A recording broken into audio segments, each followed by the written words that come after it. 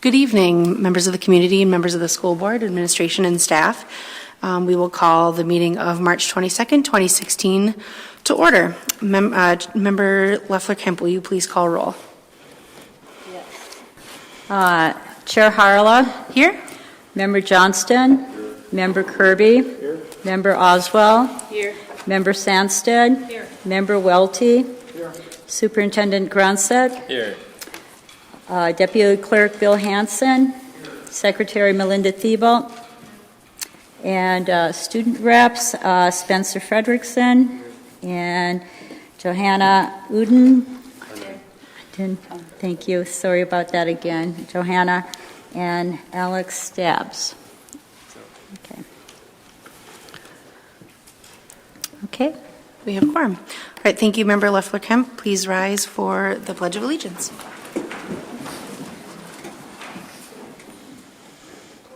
I pledge allegiance to the flag of the United States of America and to the republic for which it stands, one nation, under God, indivisible, with liberty and justice for all.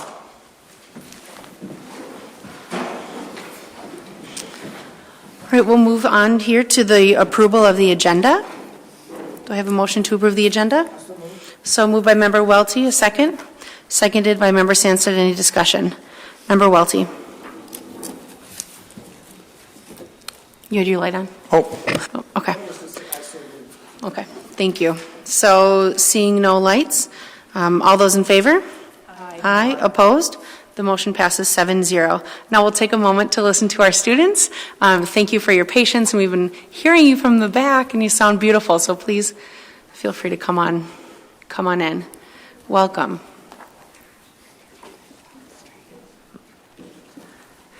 These are the Denfeld High School strings. It's always wonderful to have a bit of beauty in this room and students that are learning and performing.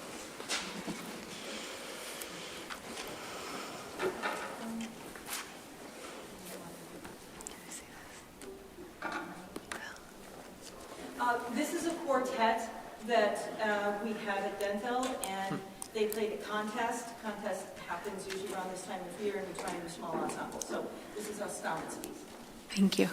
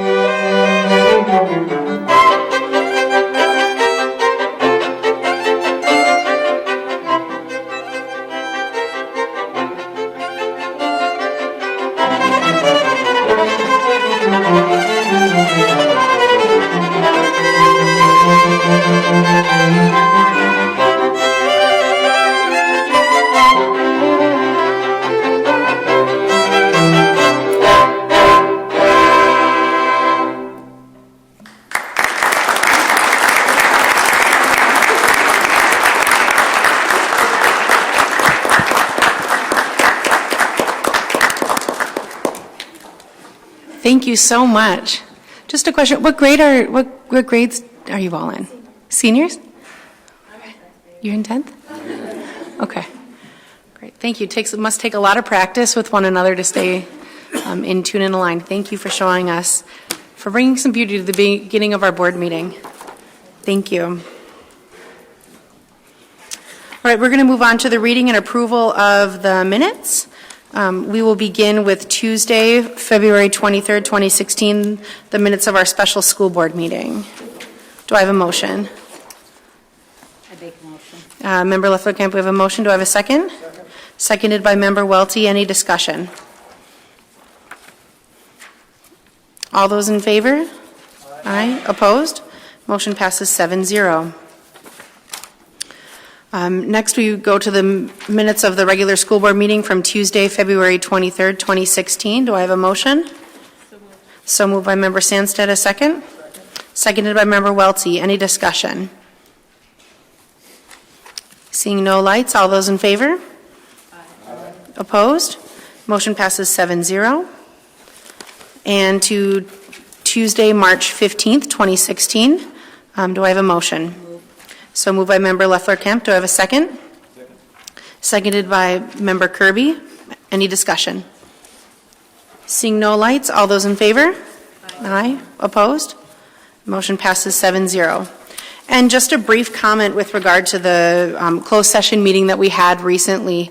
We had a discussion in the back with regard to the parameters of the sale of the Central High School property, and as a board had a discussion about scheduling a public meeting to come to hear from constituents with regard to this property, as well as for our community, or for us to do a public presentation on the proposal, on what a proposal of selling to another school would affect, and how that could. Excuse me, we kind of jammed right into this meeting. How a proposal here could affect what the sale of a school would do to to another school would be. And so just looking at those, and also looking at different financial ramifications, and would include some key community partners. At that point in time, then we would have a discussion as to whether or not to look at that sale, but we do want to make sure that we are we're having a public comment period, and also providing to the community a little bit more about the decisions that we make, knowing that this board has learned a lot in the past from making sure that we have open and transparent processes and the need for that. So not saying that we are going either way. There was no decision for that in the back, just that we do want to move forward by having a public process because we value that with our community. And with that, we will move on to our school and community recognition.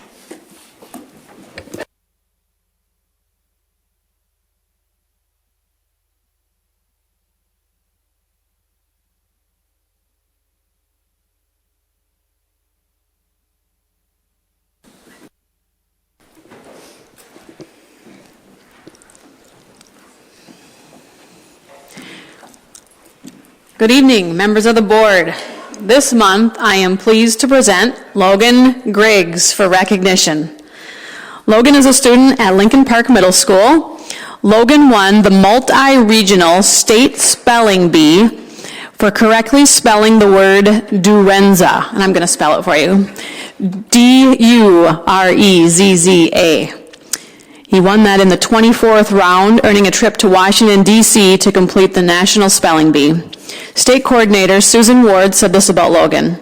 Logan will undoubtedly be an excellent representative for our state at the National Bee. He's faced extremely difficult words with poise. We were confident that he will do well and thoroughly enjoy the national experience. Logan says his interests are in music and global studies, and that may have helped him spell some of the most challenging words. He plays viola in orchestra, participates in Knowledge Bowl, and is largely responsible for the publication of the school newspaper. Congratulations, Logan, and best wishes as you head to the National Spelling Bee in May.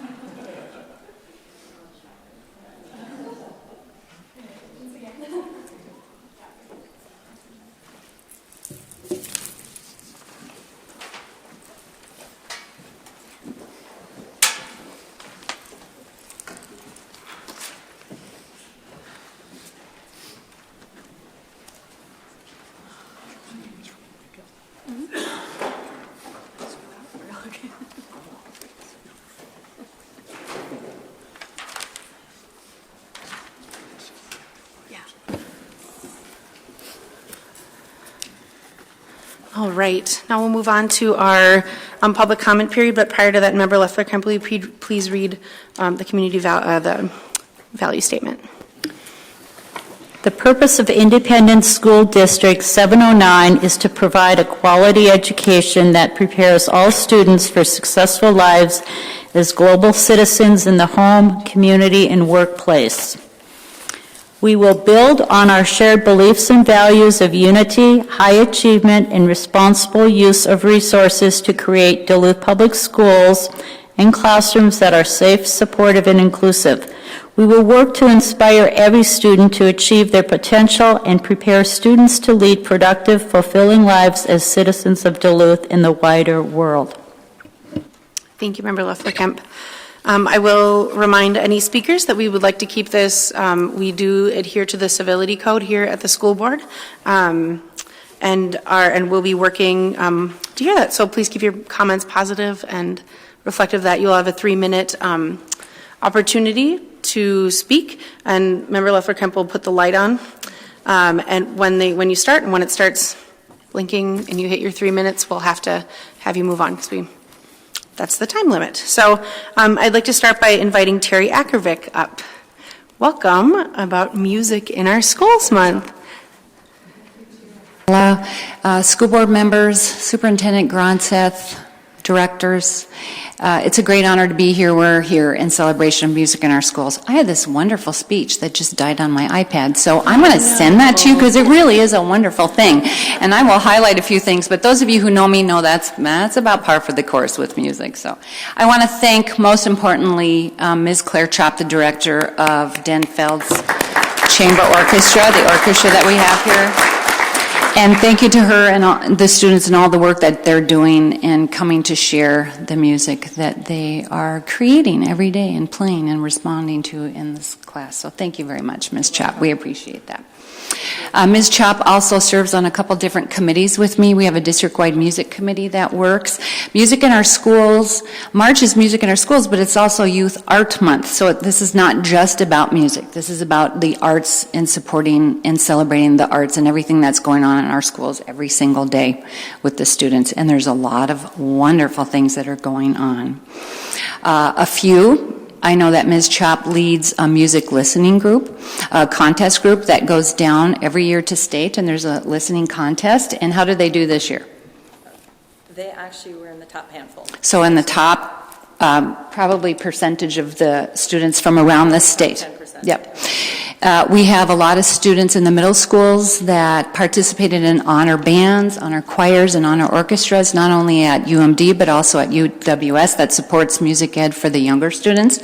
We had7 ensemble contest happen at East High School just 2 weeks ago. I think it was March 9th, and so that was Region 7AA for MSHSL, which is our step going to state. We've had numerous students accepted to honor bands at the state level, honor choirs, and honor orchestras across our city, which is great. World Beat Drummers from Myers-Wilkins that I lead, for the second year in a row, we have been accepted to Homegrown Festival, and I invite you to come, which is a great thing. We have a bigger venue and a better night, so here we go. It's on, I think it's Friday, May 6th at Sacred Heart, 7 o'clock. So I'll send a note out to you as well. We're very excited about that. There's a Lincoln Park Middle School started a drum group, so that's continuing that progression of study of skills and performing out in the community. And they meet in the mornings a couple times a week, and they've already been performing, which is a really great thing.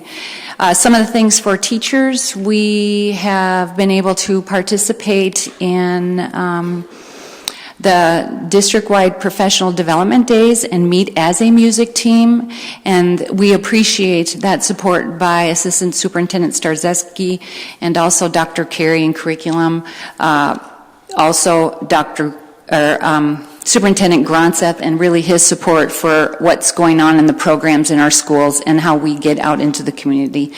Another great thing is the Perpich grant that we received. It's state funding from Minnesota Legislature. This is now our 5th year going into our 3rd round. We will be submitting another grant proposal. for this next FY 16-17, so you'll be seeing that soon. We're very excited about that, and that really supports staff development training for our teachers in art and music, but also for all of the art educators in the Arrowhead region of Minnesota, and I help supervise that grant. There's some things we need help with.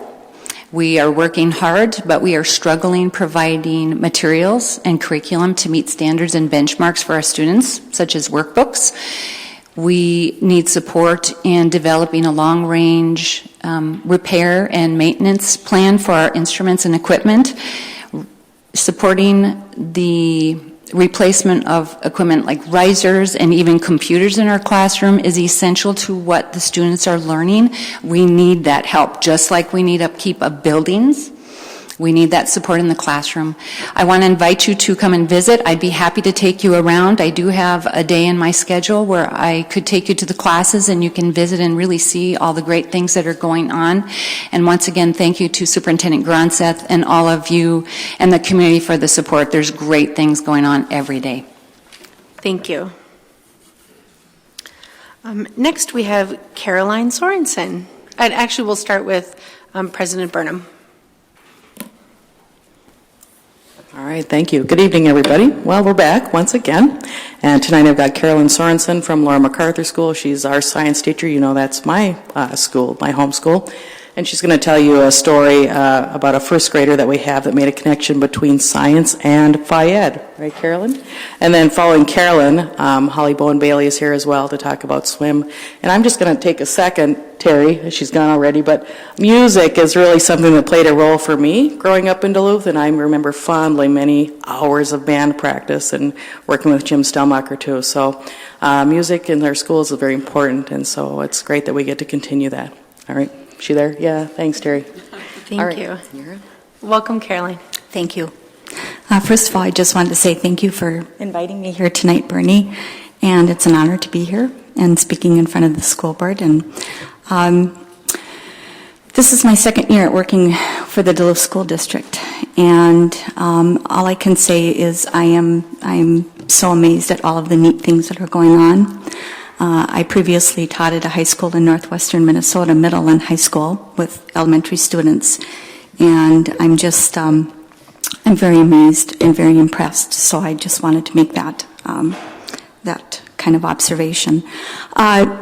I work at Laura MacArthur as a K-5 instructional specialist in science, and I wanted to share a story with you tonight because it sort of exemplifies the model that that we use for the school district, and that is we've been working with plants in first grade. And one day I had a group of first graders that came in, and we had been working arduously pretty much through, starting with roots and structure and function and all of the important things, of course, that we have to learn for benchmarks. And we got to the point of finally getting to the leaf and what the leaf does for the plants. And, of course, they were talking about how the leaves make the food. And I said, today, even though we can't necessarily see that structure, we're going to take a real close look today, and we're going to study something in leaves called veins. And veins are important for the delivery of, what the plant needs in order for it to grow. Immediately after I said the word veins, I had a number of students looking at their wrists. And I thought, what's going on? They probably aren't telling Tom yet, but I was wondering what was happening. And I said, well, why is everybody looking at their wrists? And I had one particular student said, we've already learned about veins, and we know a lot about them.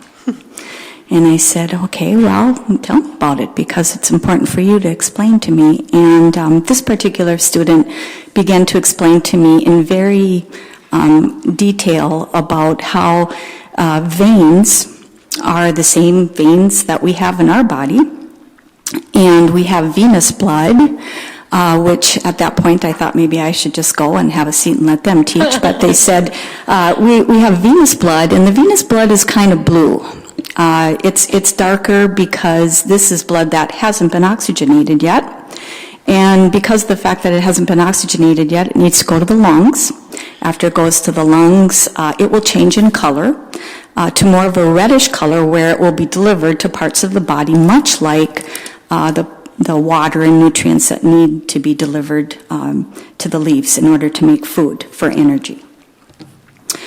At that point, I thought, wow. I said, well, how'd you know this? And he said, well, we're making a connection today, and the connection that we are making is due to a gym that we had last week. Karen McCormick set up sort of an obstacle course. It just so happened to be that it was jump rope for heart, and she had a model. And the model was very explicit in terms of them working their way through the heart and throughout the body with how the blood flow is and how important it is. So I come to you tonight to share that story because we all know how important models are, and good models to make impressions on students, staff, including, everybody that works together in the school system. And I just wanted to say that we have a good model. And there's so many good things that I see that are going on. And even though that story is very, very basic, it just shows me that, the cohesiveness and working together and showing those models and how important they are only benefits our kids. So thank you. Thank you very much. Thank you. And welcome, Holly. Hi, I'm Holly Bowen-Bailey, and I'm used to talking to 7th and 8th graders. I'm here tonight kind of on behalf of the middle school athletic program, and just want to thank you for your very long support. And I know I feel a little like weepy because I love it so much. I have coached the middle school swim program since it started. Well, that's really not true. There was a very long gap without middle school sports. But when it started again about 12 years ago, I kind of got to jump in and coach, and I had dabbled in coaching, but I found my niche in middle school sports because it's just the right amount of commitment for me. When I'm teaching, I can't commit to high school sports. It's too much. But we have middle school athletics for volleyball and track and basketball and swimming. And all of those except for the volleyball is for girls and boys. Volleyball is just a girls program. But we have done great things with our middle school athletics. So I just want to be brief and stick in my 3-minute time limit, but our kids have fun. And they improve. One of my favorite things, I love swimming, if you've ever been to a meet. Okay, so kids who've never been to a pool before, they go to do, take off the bucks. And the best part of the meet is always the kid who does this. And they just jump in face first, and it's all splashy, and it's just crazy, and it's so cute. And by the end of the season, they've learned and they've changed that behavior, and they're diving in with their hands and head first. There's so much learning that takes place, and that's what middle school is supposed to be about. So thank you. This particular past year, we've had kids who are DCD in our program. We have kids who are free and reduced lunch. We have kids who are not free and reduced lunch. We have kids who are in the varsity swim programs, and we have kids who've never swum before. So it really gets the gamut. Lincoln Park had about 50 kids on their team this year. We had about 90 on ours. So it's a great way for kids to participate. I think I kind of am a little feeling gloaty about it, but I think I have the biggest club in the school. Well, track might be bigger. So I guess there is that. Anyway, so, and we also broke a lot of records this year. Ordine East set 12 city records. We keep records for 6th, 7th, and 8th grade, boys and girls, so there's a lot of opportunities to break records. Lincoln Park also broke a couple of records, and it's been a very long time since Lincoln Park broke records, so I was so proud of them. They had a really good season. So it's very also collaborative. We are friends with our colleagues across the city, and that's a great thing too. So thank you, thank you, thank you. Thank you very much. It's wonderful to hear those stories. Thank you. Next, we have John Graham.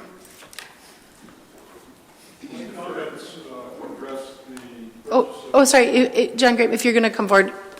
No, I'm going in order of the folks signed up. Okay, we'll have you go, Paul. He's deferred to let me scoot in front of him if that's okay with the chair. Welcome, Paul. Thank you.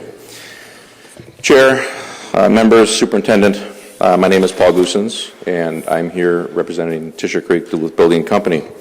Tisher Creek is the affiliated building company to DPSA, known collectively as the Duluth Edison Charter Schools, or Edison. In response to community desire for an Edison public high school option, Edison remains fully committed to opening a high school in August 2017. Plans are well underway to construct a facility on the site known as Snowflake, adjacent to the current North Star Academy. But before we put a shovel in the ground, we're returning to ISD 709 School Board once again, one last time really, with an offer to purchase the vacant Central High School property. And we're pleased that you've decided to support our intention and our request that this discussion indeed be public.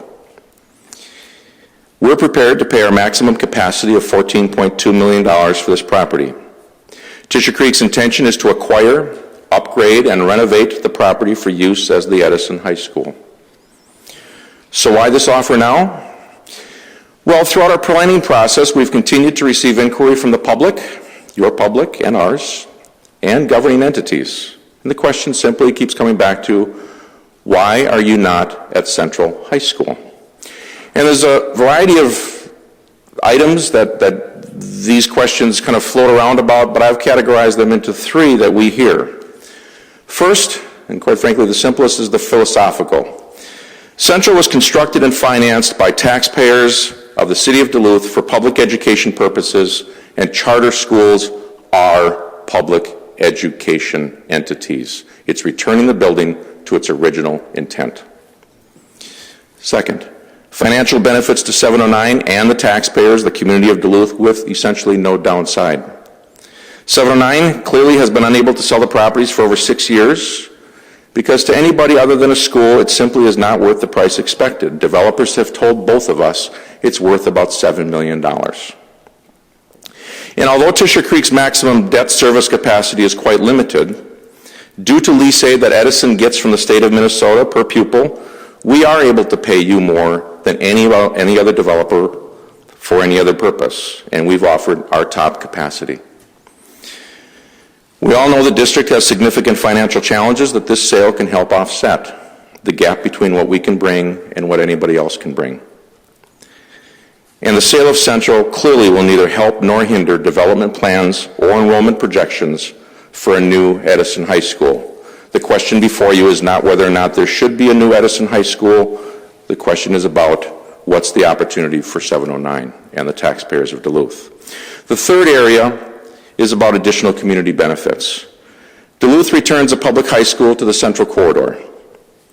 A long, vacant, prominent property is finally occupied and used once again for its intended purposes, public education. And I might add, it's an opportunity for this organization to move past the most significant issue that lets us move into the post-Red Plan era. And yes, we, as the developers at Tisher at Snowflake, we get to avoid development impacts at Snowflake, including the removal of trees, mitigation of some wetlands we'll be doing very responsibly, and disruption to ski trails and ski facilities, including those used by 709 students as well as the Edison students and the entire community. Thus, although we're fully content to construct a facility that meets Edison's needs at Snowflake, much like we did at North Star, as a community partner committed to enhancing the public good, we bring the current proposal to this board in order that there is indeed public discussion about the best use for the former Central site. All of us in this room want the same thing: well-educated kids prepared to meet the challenges of the 21st century and an excellent public high school set of options for children in Duluth. So let's work together, because we're in this together in public education. Should you decide to pursue this opportunity, we do need you to decide in a timely manner, as our development plans must and will proceed without delay. We're pleased there's going to be a public hearing or public opportunity. We need to move things along.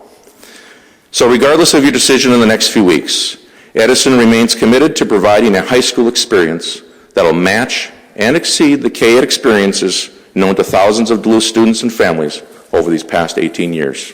Thank you. Thank you, Mr. Goosens. Mr. Graham, are you not Are you still planning to speak? If you're going to hold a public hearing specifically on this, I'll hold my comment. Okay, thank you. David Johnson?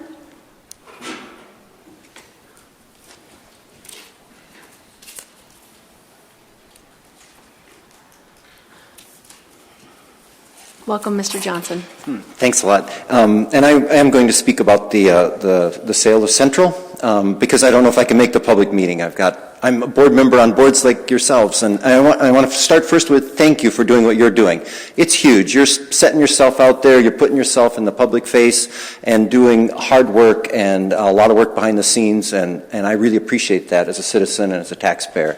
And I really want to thank you for that. My name is Dave Johnson. I've been a taxpayer in Duluth for 30 plus years, public school supporter. My children attended Nettleton. Kathy Cush Marshall is one of my daughter's saviors. You must know this lady. She's amazing. She's the one that taught my daughter how to read, and now my daughter's a third grade teacher in Prescott, Arizona, and loving it. And that's because of strong support of amazing teachers like her. I'm a neighbor to Central High School. I live on Pecan Avenue, and to be honest with you, I kind of miss the busyness of the road that Central used to provide in the mornings. And I look forward to that happening again, actually. I am not going to be a NIMBY to returning that school to what it should be used for. I'm also a cross-country skier. I'm active in the Duluth cross-country ski area, Duluth cross-country ski club, Lester Amity Chalet. I've been working in a group to try to bring that building back to life. Active out at Grand Avenue, trying to get cross-country skiing out there. And I was with George Hovland 25 plus years ago, whatever that was, when he laid out the trails at Snowflake. And I was kind of his right-hand man and basically raised my children out at Snowflake. And it means a lot to me, as you'll find, it's going to mean a lot to a lot of people. Why should you consider this option of selling to Edison? I give it the 3 E's: environmental, educational, expenses. Environmental-wise, you're going to preserve some wetlands. You're going to reduce a huge amount of impervious surface. Once you see the plans, the road they want put in by the city and the county, it's a lot of infrastructure that's going in. And I think it's a better stewards of our resources. Instead of tearing down an existing building, having to landfill that stuff, move it away, deal with that, you're just repurposing it. You're just filling it with kids. Educational. You're going to use the building as was intended. It's going to be a building to educate our children, our community, which is a beautiful thing. The other thing, you're going to make ISD a leaner, meaner machine. I don't believe you're going to... competition is good. I mean, I'm a Nordic ski coach, and that's what we do. We send the kids out, and they compete. And if one team is better, what do? You have to train harder, you have to be smarter, you have to figure out how to do what you've got with your kids to make them competitive. And then the final E, after environmental, educational, the final E would be expenses. Obviously, this is going to be a windfall for you in many ways. You'll be reducing the drag that it costs to keep that building mothballed and safe. And you'll be taking money and bringing it right into what needs to be done with your kids. So, environmental, educational, and expenses. Thank you very much for your time and for all that you do. Thank you. And last we have Marcia Stromgren. Welcome, Mrs. Stromgren.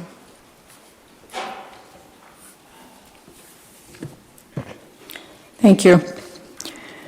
As someone who has been observing this for 8 years as of last month, it's time for a policy change. I have seen my taxes continually increase, graduation gap increase, continuous loss of students, increasing budget cuts at the last committee of the whole meeting last week. We have never realized the promised benefits of the RED plan and the monetary gain from selling unwanted buildings. At the committee of the whole meeting last week, cuts were made that affect many different areas. And I just heard a teacher recently, a few minutes ago, say how we need money for the classrooms. The proposed sale of Central is crucial and should move forward. Edison is a rival that you will not stop. Their offer is better than the expected price by, $500,000? Would you rather continue to dump more money into it the old Central building, or see it put to the use that our taxpayers had originally paid for, an educational site. Thank you. Thank you, Mrs. Stromgren. Student Member Frederickson, are there any additional people that have signed up?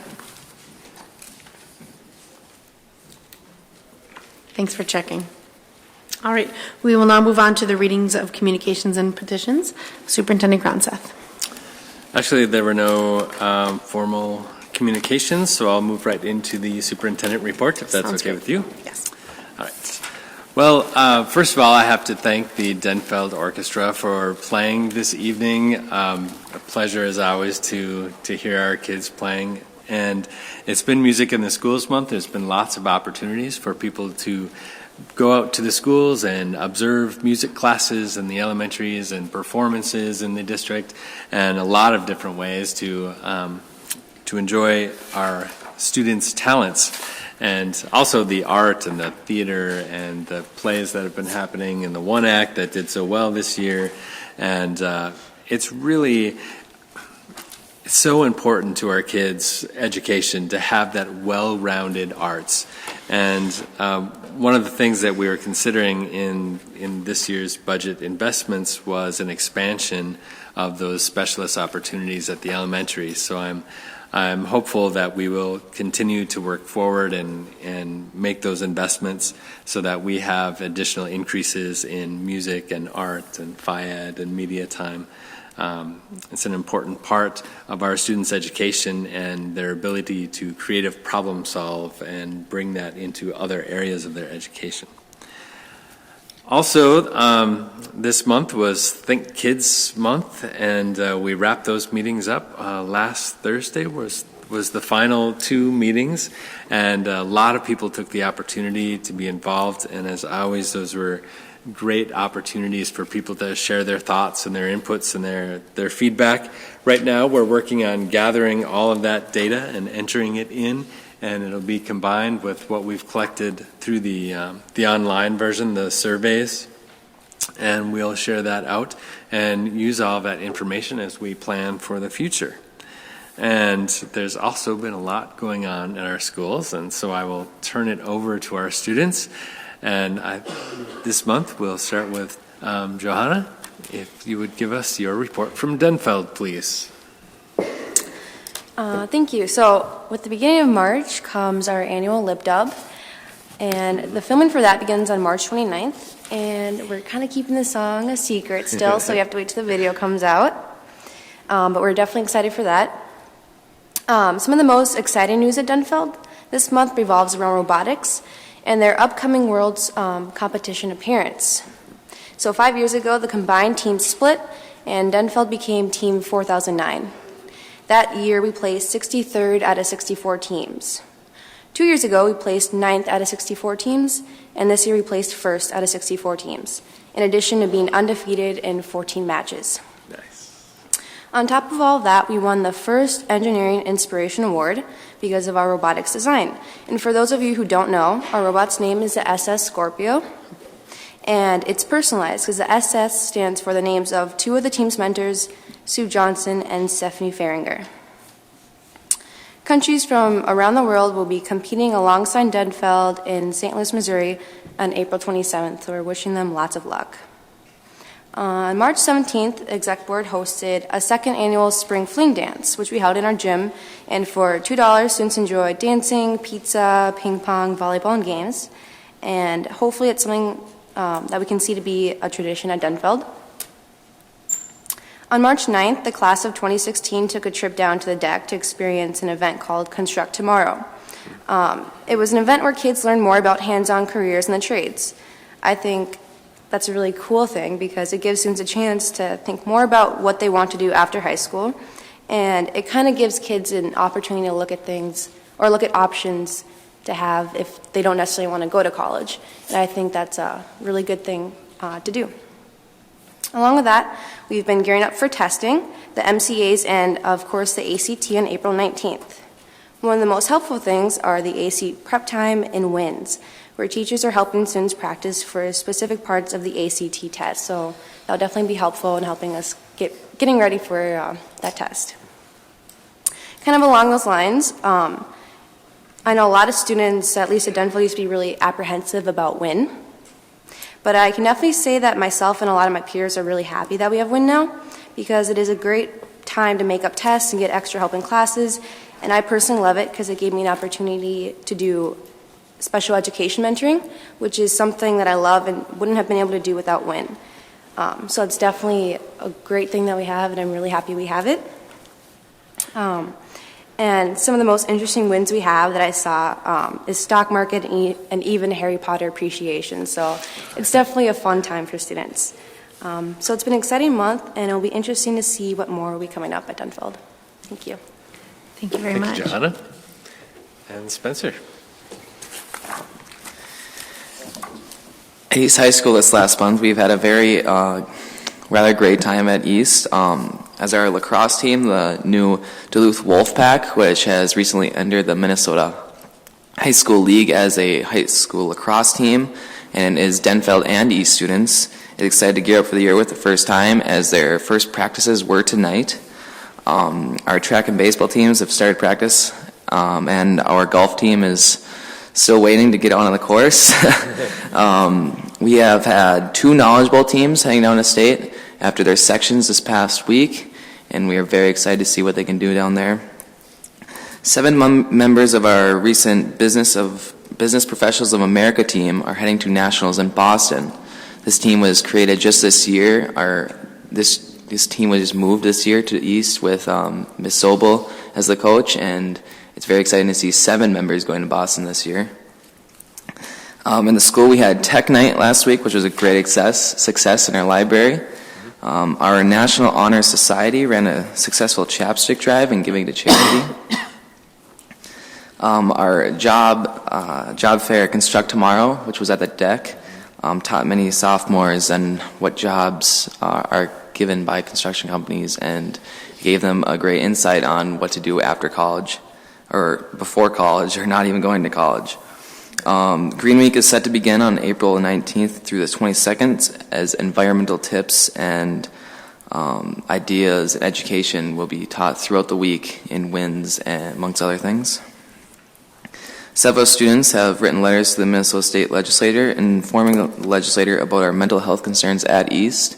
It took a very long time to create, and they had Counselor Day on the Hill, I believe, on March 17th, and several representatives did write back to us, which is very exciting. In academics, our small amounts of English class and WIN have been given to juniors. Looking forward to taking the ACT, as it is a very, it can be very strategizing for some students to take the test in different ways, and they teach us how to take the ACT test and other standardized tests, as it can be very stressful on us. And again, all juniors will take that on April 19th, and we just can't wait. Our MCA testing is also going on this week, and it's going on very good. So that's on the east side of town. It's been awesome. Thank you. Thank you. I think having the students report gives us just a whole new perspective on all the incredible things that are going on in our schools, as far as activities for our students and things that our classes are accomplishing, and just the many opportunities that we're able to provide our students. So thank you for your reports again this month. Thank you. Great. We will move on to the report of our standing committees. Member Leffler-Kemp, if you could please give your report on the Education Committee. Sure. So we had a really packed 2-hour meeting as part of our Education Committee, and as always, we had a number of presenters. So as I walk through the agenda, you'll get a flavor for the presenters that we had. We started out with informational items, and it began with Tammy Wilkins, who is our innovation coordinator. We all actually were sitting with computers, Chromebooks, and had an interactive demonstration on some of the tools that our students are using to learn, and thank you, Spencer, for mentioning Tech Night. That actually, Education Committee prepared me for being there with students and at the same time. And so we started that out just to gain a better idea of the tools that many of our teachers and students are using. B is regulations, and as we've been reporting, we've been moving through different regulations and policies, and so this one is 5025R. It's an attendance regulation, and we're deleting that as we're moving to the NSBA model policies. And we're recommending the deletion of this policy, and it will be replaced with Regulation 503R. And so it's recommended that the Duluth School Board receive this item as informational. And basically, this is to clarify what our practices are and providing consistent practices across the district in terms of student attendance. So the second part of that then is the new regulation 503R student attendance, and it's on page 8. And again, this is recommended that the Duluth School Board receive as informational. C is grant applications, and you'll see a couple of those listed. One is Crystal Goldman, who is our Spanish immersion and ELD coordinator, and she's submitted a grant application to the Duluth Public Schools Endowment Fund in the amount of $2,000, and if awarded, it would be used to purchase books for our Spanish program at Lowell Elementary. And again, it's recommended this item's informational. The second is a grant that Susan Michael, a first grade teacher, has submitted to the Duluth Superior Area Community Foundation in the amount of $648, and that's is an author spotlight project. And just again, we appreciate the staff who took the time to write those couple grants. The next area on the education agenda is our action items, and we begin with field trip request, and we have 3. One is for a delegation of high school students to be traveling for the second year to Delhi in China in June, and this would be high school students from both of our high schools, and again, it's the second year of this program. The second request is the business and personal finance students from Duluth East, and Spencer mentioned this. This is for them to travel to the Business Professionals of America Spring Leadership Conference in Minneapolis. And then the third request is our 5th grade students from Lester Park Elementary School going to Wolf Ridge. And this is organized by a parent group and financed through fundraising activities through that parent group. And so all 3 of these, it's recommended that the Duluth School Board accept and approve the above listed field trip request. Should I continue? Mm-hmm. Okay. And then we heard presentations. The first is on page 31, and it's the Duluth Head Start Enrollment Reduction Proposal. We had Kathy Benson, who's the enrollment coordinator, to present and answer questions on this proposal. This, as listed here, is a provision in the Head Start Act that allows programs to lower their funded enrollment while retaining monies attached to those students. And it's a similar proposal that was done in 2010. And the savings would be used to increase family advocate time, pay for mental health consultants, and offset the cost of increases in wages and salaries. And it actually also will help support our home-based student program that Head Start is doing this year. And so it's recommended that the Duluth School Board accept and approve the above item. And again, there's more information on page 31. The second area is our health and physical education curriculum adoption, and We had our health and physical education curriculum coordinator specialist, Sandra Chelsea, present along with 2 other teachers, and she basically reviewed with us the standards that a number of teachers worked on adopting for elementary and secondary school, the curriculum, and then tied to that is, let me see here,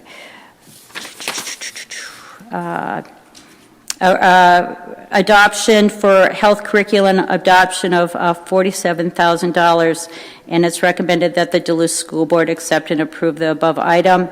And then the second part of that is the physical education adoption for K through 12. And again, you can read through that.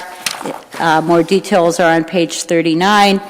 And the total cost for the physical education curriculum adoption is $166,000. And again, it's recommended that the Duluth School Board accept and approve this item. And then we had the annual review of the Achievement and Integration budget. That's on page 42. And William House, who is our coordinator in Office of Education Equity, presented this budget for the annual review and proposal. And then moving into our grant awards, and these, let's see, we are on page 44. Member Leffler-Kemp, if you want to read through that resolution, that would be appreciated. Great. So again, on page 44, Resolution E3163346, acceptance of grant awards to Duluth Public Schools, whereas Minnesota Statute 465.03 requires a school district to accept grants by resolution expressed in the terms prescribed by the donor in full. And whereas acceptance of the grant in accordance with the donor's terms is in the best interest of the Duluth Public Schools, now therefore be it resolved that the Duluth Public Schools does accept the below described grant from said organization in accordance with the terms set forth here within. Be it resolved that the Duluth Public Schools wishes to extend its grateful appreciation to this organization, and the organization is the Minnesota School Social Workers Association. And it's recommended that we accept this. So I make a motion to move. E3163346. It's been moved by Member Leffler-Kemp. Seconded by Member Sandsted. Any discussion on this resolution? Seeing no lights, all those in favor? Aye. Opposed? Motion passes 7-0. You may continue. Okay, thank you. And then under policies, again, as I mentioned earlier, we're reviewing policies, and so the first item is 6050, the school calendar, deleting that, and then the new policy is 602, organization of the school calendar and school day, and it's recommended that the Duluth School Board approve policy 602 for the second reading, and it's listed on page 47. And then the next item is 5025, the attendance policy, and that's where we had a bit of discussion, just clarification. And so the proposal is new policy 503, which is on page 55, the attendance policy, and it's the attached is MSBA model policy 503, and this is the first reading. And basically, some of the changes were to make sure we had consistent regulations across the district, and this is it's important as we're working with parents understanding the importance of attendance as well. And so this is the first reading for that. E is the data sharing agreements, which we often have, and this one has to do with a data sharing with the Minnesota State University based in Mankato, and it's recommended we accept and approve this item. And then we have a couple other action items listed on page 69. And this is a request for suspending of policy 6160, field trips, and resolution E11 69 10 28 26, waiving liability on foreign travel with the exception of Canada. And this is something we have done in the past as well for this particular trip, so it's a rider on our insurance policy. And it's recommended that the Duluth School Board accept and approve the suspension of policy 6160. Again, that's on page 69, so would you like me to read that? No. Oh, that's not a resolution, sorry about that. Okay, and then moving on to the diploma request, the following students have met all graduation requirements for the Duluth Public Schools and should be awarded a diploma. Paul Edward Werder III on February 8th, 2016. Alexander David Hawkinson, February 24th, 2016. And Nicholas Allen Wilson, March 4th, 2016. And it's recommended that the Duluth Public School Board accept and approve the above listed diploma request. I move the education report. Thank you. Thank you, Member Leffler-Kemp. Has been moved by Member Leffler-Kemp and seconded by Member Welty. Any discussion? Member Oswald, what would you like to discuss? 2B3, the integration achievement budget. 2B3. Okay. All right. Feel free to.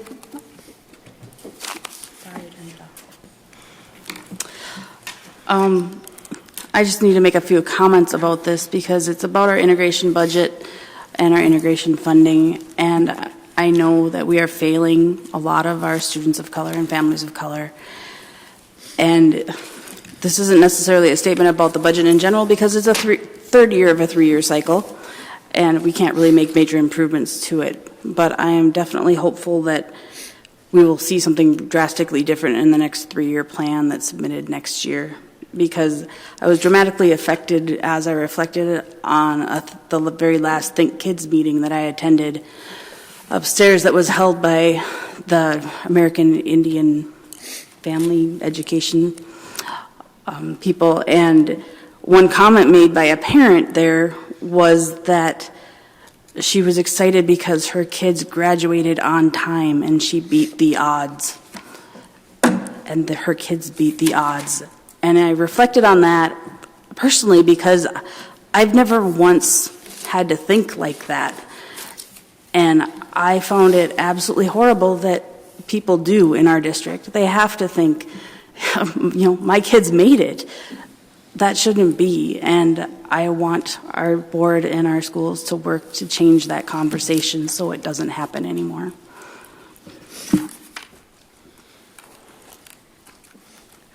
Member Oswald. I want to thank William Howes, who took over this position in the last couple of years and has worked to, alongside our community members, to make a lot of changes. And I think that the school district has some room to grow. And sometimes when we're starting with really young grades, something at one of the Think Kids meetings that I attended, when we were talking about some of the outcomes from some of our elementary schools that have struggled over the years, and seeing where we're having improvements in some of our elementary schools and how those graduation rates will be tied as those students go through schools. I think overall, all the different areas that we're working to collectively impact, I'm just glad to know that we're working to streamline and integrate a lot of our systems so that people aren't working in silos. And so appreciate that when we look at the achievement gap, it's not just this is one piece of the pie that we do, and it actually takes our whole school district, and I would say actually our whole community, to start addressing our equity and opportunities. When we look at poverty rates in our community that are so high, poverty really affects our students' outcomes. And that's not to say that our schools can't continue to grow, but what it is saying is that it's going to take all of us in our community to do this. So I appreciate you for bringing that forward, and also encourage our whole community, as you're jumping into this discussion, find a way that you're going to paddle the oar too. So, seeing no other lights on the Education Committee, all those in favor? Aye. Opposed? Committee report passes 7-0. All right, moving on to Member Kirby with our Human Resources Committee. Thank you. Well, hopefully this will be short. Our Human Resources Committee met on March 22nd, and we're provided with the Human Resources report from our director. One of the things that I won't read are the 345 people who take care of our co-curricular activities. There are many, and we think of them generally in terms of the sports, but it includes the music leaders, which produced what you just heard tonight, band, speech, all kinds of things that traditionally, when I was going to school and they were called co-curricular, we didn't think of. But there's a wide variety, and there were 345 of them, so I won't go through those. But they do a great job. Otherwise, we had one certified death, two certified leaves, 2 certified long-term substitutes, 5 certified retirements, 7 certified temporary increases, 4 non-certified appointments, 1 non-certified demotion, 6 non-certified leaves, 1 non-certified long-term sub, 2 non-certified promotions, 5 non-certified resignations, 4 non-certified retirements, and 3 non-certified temporary increases. There were no other action items or informational items at this time. So that's my report, and I move that it be accepted. Second. Thank you. It's been moved by Member Kirby, seconded by Member Welty. Any discussion? Just want to note that we see some retirements coming through. I want to thank Sue Tellerico for her years and all of our retirements, but Sue Tellerico, who has served our board really well for many years, and our superintendent's office. Just want to make note of that. Thank you, members. Seeing no other lights, all those in favor? Aye. Opposed? Report passes 7-0. Thank you, Member Kirby. And now we'll move on to Member Sandstead with our Business Committee report. Thank you, Chair. Our Business Committee met 2 weeks ago, and we went over a number of items here we'll get through. We went through the normal financials. We had a number of bids this time around. On 2A1 there, you see bid 1245 for window replacement and masonry restoration at Myers-Wilkins Elementary. And it's recommended that the school board approve entering into a contract with the firm listed above on their low bid as shown on the bid tab and letter of recommendation as provided in response to the bid. Bid number 2 is 1246, the historic Old Central High School elevator replacement, and it's recommended that the school board reject the one bid received due to the conditions and exclusions added to the bidder's proposal. We didn't have any RFPs this month, but we did have one quote for lawn care services, and it is recommended that the school board approve the quote as submitted above to complete the work defined in quote 4227 related to district-wide lawn care services. Do you need me to read the entire? No. Great. Moving on. Policies and regulations. New policy 101 is the legal status of the school district.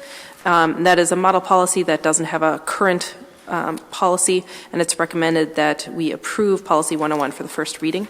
There's new policy 101.1, the name of the school district. It's also recommended that we approve the policy 101 for the first reading. And letter C there is policy 5005, which is a renumbering of the existing policy is 5005. We're renumbering it to policy 102 to match in with our new numbering system. Otherwise, there is no change of substance to the policy. So it's recommended that the school board approve the renumbering of policy 5005 to policy 102. D, we've got a recommendation that we suspend policy 3065, and that relates to restrictions on our ability to enter into a contract with a relative of a current employee, and that is for interpreter services. So it's recommended that we approve the suspension of policy 3065 in order to enter into a contract for interpreter services. Number 4, we have contracts, change orders, and just contracts. The first contract is the school resource officer contract with the city of Duluth. It's for a 2-year period and includes a 2% per year increase. It's recommended that we approve the contract with the city of Duluth for $447,000, give or take. Number 2, the second contract is Ed Sites LLC, and it's a contract in the amount of $14,000 for services of a math consultant at Lincoln Park Middle School. And it's recommended that we approve the contract with Ed Sites LLC in the amount of $14,250. There are some resolutions. Under number 5, we have acceptance of donations to Duluth Public Schools on page 66. And I'll just have you read, we'll go through each of these. Yes. I can get there. Whereas Minnesota Statute 465.03 requires a school district to accept donations by resolution expressed in the terms prescribed by the donor in full, and whereas acceptance of the donations in accordance with the donor's terms is in the best interest of the Duluth Public Schools, now therefore be it resolved that the Duluth Public Schools does accept the below described donations from said organizations in accordance with the terms set forth herein. Be it further resolved that the Duluth Public Schools wishes to extend its grateful appreciation to these various organizations. We've got some Target, some Box Tops, Hawk Ridge, PTA from Congdon, and the Congdon Park Foundation giving various donations, some to field trips. So that's great. So I move Resolution B-3-16-3347. I think it's been moved by Member Sandsted. Do I have a second? Second. Seconded by Member Kirby. Seeing no lights, all those in favor? Aye. Aye. Opposed? Resolution passes 7-0. We move on to the adoption. The second resolution for our consideration is the adoption of considerations and investments for the fiscal year 2017 budget. And we had a separate meeting, and the presentation materials, the PowerPoint is included there from page 68 through about 10 pages. And this included a number of investments in leadership teams, elementary specialists, Ojibwe immersion, and a temporary clerical thing. I just wanted to clarify, because this was noted during our budget discussion, that there's a mention of FIAD decrease under the elementary specialist, but that's not the case. Is that correct, Superintendent? You're correct that that's not correct. It is actually an increase in FIAD. This was left from, we looked at a few different models as we were preparing this, and that was missed as a deletion. Thank you. So this elementary specialist will return our elementary schools to a 5-day rotation of specialists, so that kids will have more time in music, art, media, and PE. So that's an investment that we all appreciated. There were a number of adjustments and reorganizations that we went through in great detail, including things at the administrative level, some support, changes of funding sources, budget corrections, and then some support staff and educational program changes. So that is contained there, and that is our first constructive step towards the fiscal year 2017 budget, which we will finalize in June. So the resolution is, be it resolved by the School Board of Independent School District number 709, St. Louis County, State of Minnesota, that the investments and adjustments for the fiscal year 2017 budget as presented to the school board be adopted. In addition, the school board requests periodic updates as administration continues to finalize the listing using a framework consistent with the attached budget planning document. So I move Resolution B-3-16-3348. It's been moved by Member Sansa. Do I have a second? Seconded by Member Kirby. Any discussion? Member Welty. Yes, I have several questions, and I'm quite willing to defer if there are other people you'd like to have questions before I get to the complete run of mine, Chair Harla. Would you mind doing one? We'll just do one at a time. Just so we can Well, then get I'll start with a very simple one that I have, and that is I'll just make this observation for anyone who's not quite certain what we're doing. We've outlined, the administration outlined the budgetary process, and by June we will have a complete budget that will be set in concrete. I guess a question that I have, and I'll pursue this a little later, is how firm is this particular concrete? And I'll start with the first question. You had indicated that the listing that we are about to adopt lists, I believe on page 71 in our copy, that there will be decreases in education, elementary Ed specialist time. Well, if that's not the case, do we need to cross that out of this before we proceed? Superintendent. Well, as we spoke about at the committee, this is really kind of working in wet cement, if you will. This is a first blush to give you an idea of the direction that we've taken. And at the committee, we also talked about that this has been a several months process. Really, it's a conversation that goes on all year long. And we included the QSC and the principals and administrators and cabinet level in having this. And I think that was evident in the way that the entire cabinet was involved in presenting the budget. We also noted that at the top of the second column, it does say estimate. And so these are really goals that we're working towards. Some of the items, the elementary specialist item in particular, also requires some agreements with the union to develop some MOUs. So really none of these are solid figures, but that is what our work going towards June will be, is to make those solid numbers and to make sure that our dollar budget that we bring you in June is solid. Thank you. Member Johnston. Well, thank you, Madam Chair. I'd like to thank the administration. I think this was a good start. I think this was the most information we've got at this time in the budget cycle since I've been on the board, and that's a big thank you for that. I think there's a lot of good ideas here. Some of those ideas were simply shifting money that wasn't quite in the right fund back to where it should have been. Those type of items, those are things that which I think we should have been doing all along. And I mean, it's good that we start now. It doesn't matter what we did in the past. Do we find ways to shift some money to other funding which may not have as much reduction? That's fantastic. There is some concerns, though, that I do have, that I've expressed some of those at the meeting. I want to express them publicly as well.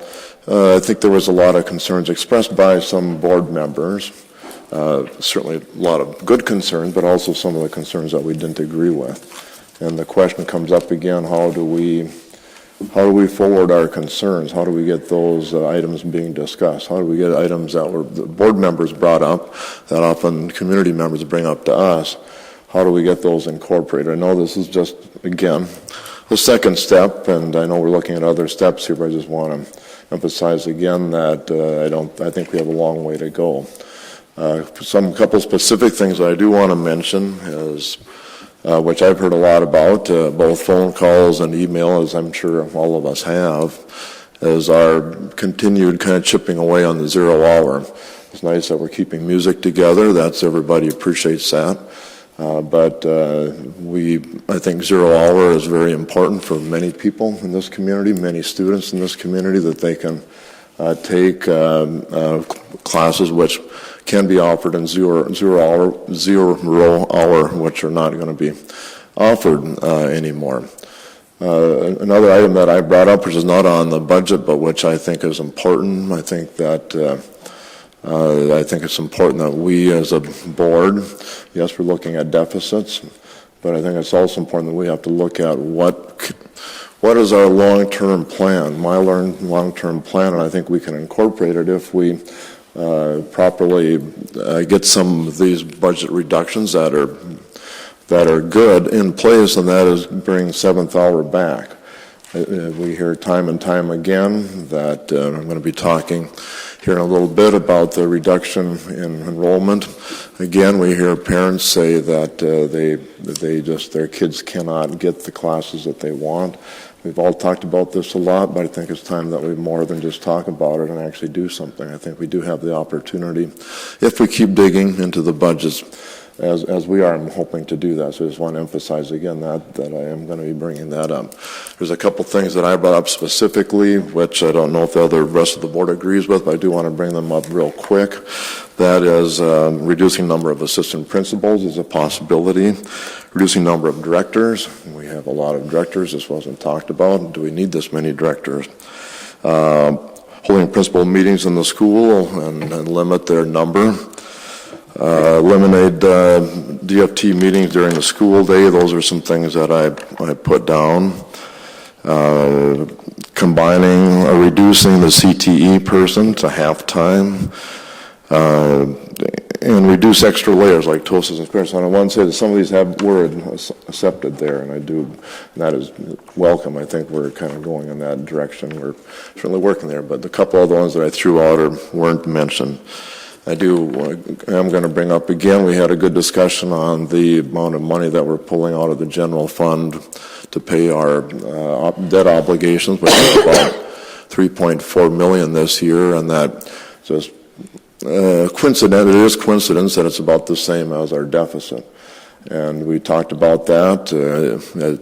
It's not as easy as snapping our fingers to do that. When this was passed, I was on the board when these were passed. I was under understanding that maybe the general fund will not be able to afford to be able to pull debt obligation money out of the general fund. And I want to see some action on this. And if we do that for example, by refinancing our debts, that can be done without raising taxes. And then what can that do? $3.4 or $5 million is a lot of money. It would be enough to allow us to look back to putting a seventh hour in. I want to remind people this is not just a one-year thing. This is going to go on until virtually 2033. Those are opportunities that I think the school has to look at. So I'm looking at continuing those discussions. So I'll probably be voting no on this budget, not because I don't appreciate the hard work that's been done, but because I think we have to go further and dig deeper and do a better job at that. But other than that, I do want to again thank the administration for working on this, and I'm looking forward to working with the board and the administration on some of these ideas that I've brought forward. Thank you, Member Johnston. Member Oswald. I too would like to echo and thank all the hard work we put into this budget. It's a very tedious, time-consuming process, and I want to thank again Chair Harla for making sure that we had this in our hands before we came to the meeting, because that really enriched our conversation and gave us a lot of opportunity to think about what we were looking at and how to proceed. I do want to say that I will probably be voting against this budget because there are a few items in it that I firmly believe should not be, and that is my opinion, and I really hope that we can reconsider these possibilities and look at our alternatives as we go towards June when we adopt our full budget. A couple of those items, I'm only going to be brief about them, is placing the Fire Person 1 jobs up for elimination when those jobs are under an active grievance right now, and I think that needs to be resolved before we even consider anything we do to those positions, along with the 2 unnamed maintenance positions that are in there that nobody really knows what's going to happen. Our maintenance people keep our buildings running, and they're a skeleton crew as it is. We need to support them. The other thing that I have a really hard time with is the elimination of the 2 mental health professionals for special ed. I know those 2 people are very well connected with a very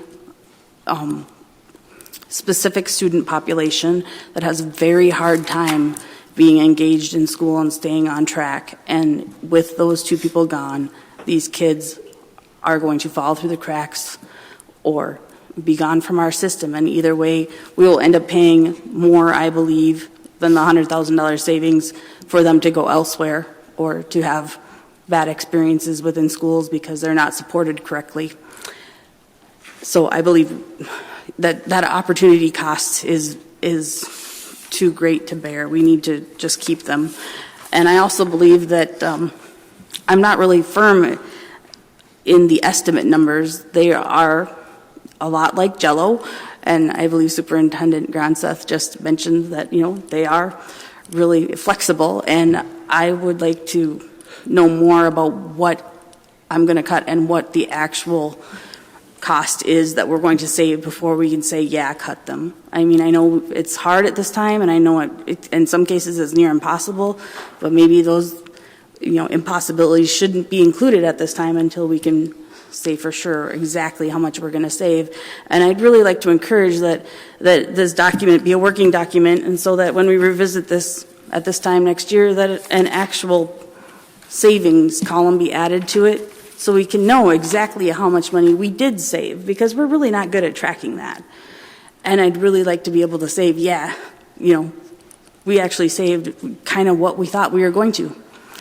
And so I do appreciate everything that we've done, but I feel that strongly about these few things that I need to vote no. Thank you, Member Oswald. Student Representative Fredrickson. Speaking off of what Mr. Johnson said about 0 hour, in terms of 0 hour, 0 hour is crucial to our students seeking greater education inside the school. I've met and talked to many students who have loved the 0 hour option, as they can now take that extra language class, or they can now take that elective psychology and really seek out different sides of the world and different ideas and through these classes that they can take other than the 0 hour health that is provided amongst other CITS classes and the music programs. So I just wanted to give brief information on how great 0 hour is to our students and how much it means to them. And then I have one more question. In our extracurricular adjustments, it says it's a $85,000 cut and $73,000 activities budget, and then for detail it says adjust to reflect current data. Can I have a more accurate explanation on that, please?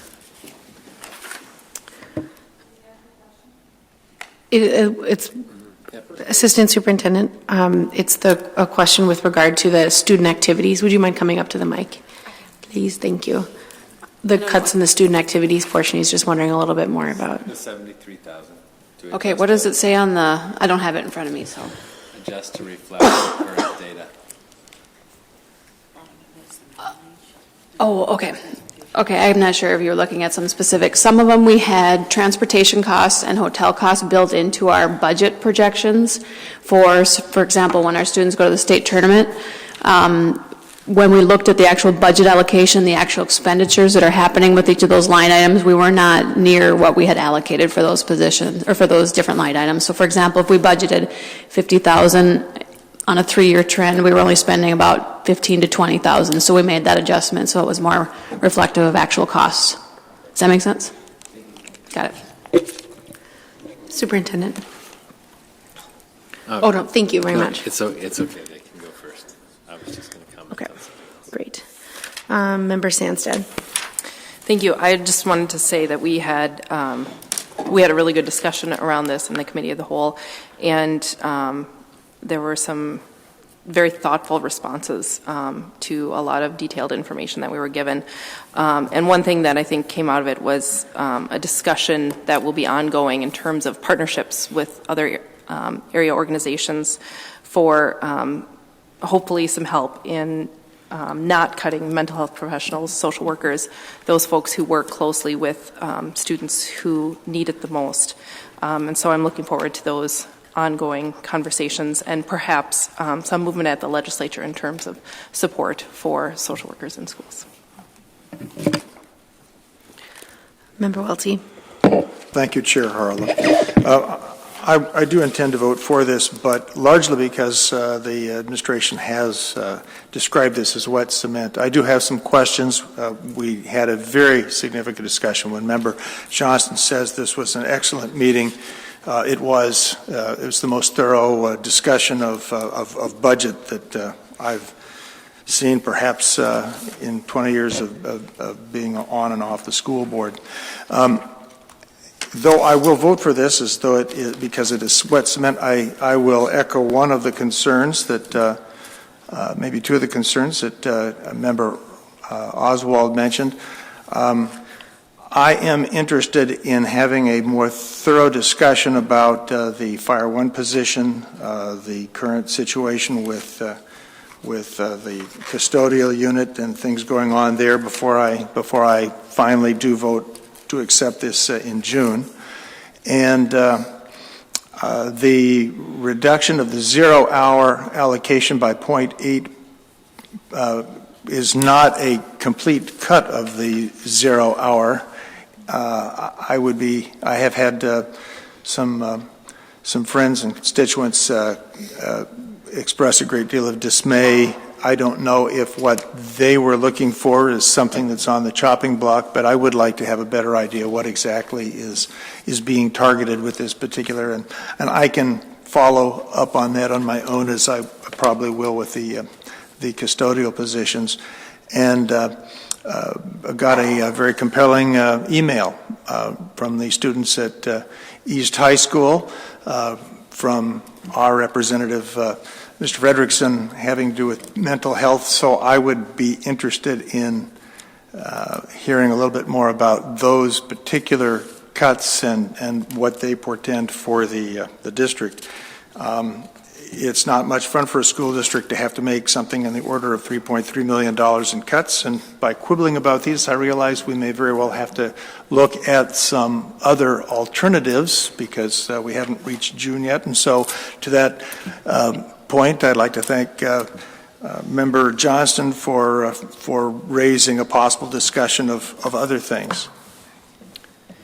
Thank you. Superintendent Gronseth.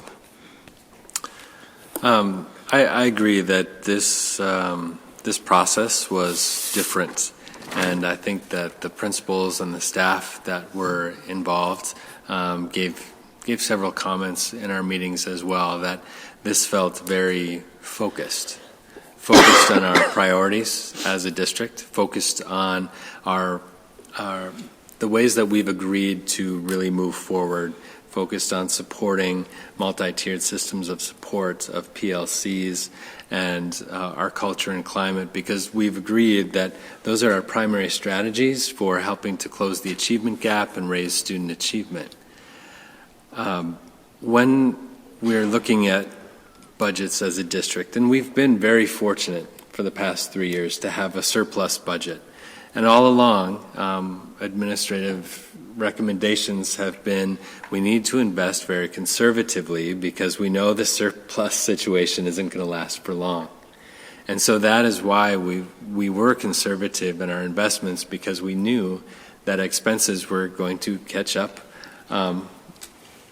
with our revenues. And that's what's happened this year. And believe me, there are many things on this list I would rather not see on this list, because they're things that we have worked very hard to put in place, and we've made great progress. We've been very fortunate to have a team of instructional coaches with us. We've been very fortunate to have the innovation team that worked with you last week to help our teachers improve their skills in technology and improve their craft as teachers.